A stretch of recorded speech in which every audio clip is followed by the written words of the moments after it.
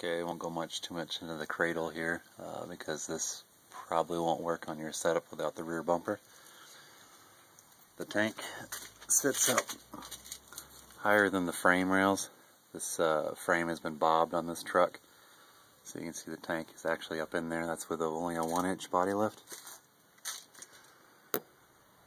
This is where the tank needs to be beat down. If you can see that, it's been beat right there along for about 1.5 feet. It's not losing much capacity. That support up in there is very close, and that's the one you can't cut out anyway because, well, you could, but you won't be able to go up any higher because of the hatch area back here, and you can't cut that out because it's part of your hatch.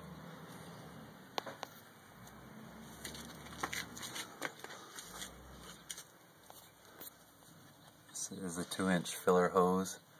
As you can see from the paint being stripped off, it was leaking last night when I filled it. And there's the air purge fitting that I put on there. Just drilled, threaded in a fitting, and then used some tank putty to hold it. Should be okay. Up here you can see how the lines go into the stock filler neck. The stock filler neck tapers down, but we're just going to use the widest part of it and clamp to there. None of this is done, of course. 90-degree fitting, exhaust fitting.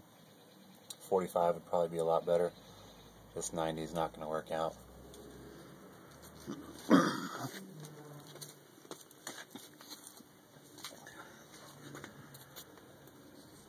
And this is where looking into the fuel pump. It's blue-orange is positive, and white-blue, I think, or white-gray is negative.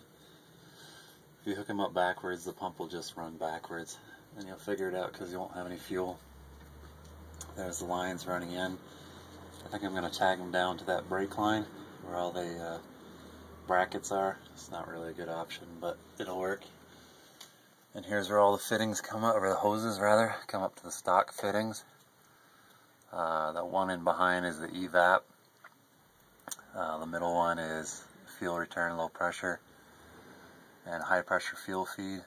To get the right diameter tubing to fit the Ford fuel pump, you won't go anywhere near to fitting this Toyota fuel line. But luckily it has a flange on it, similar to like a brake line flange, and I'm clamping to that flange. So if I smell fuel at some point, that's the first place I'll check, but it'll probably be okay. And other than that, everything's pretty straightforward. It's just a lot of fabbing.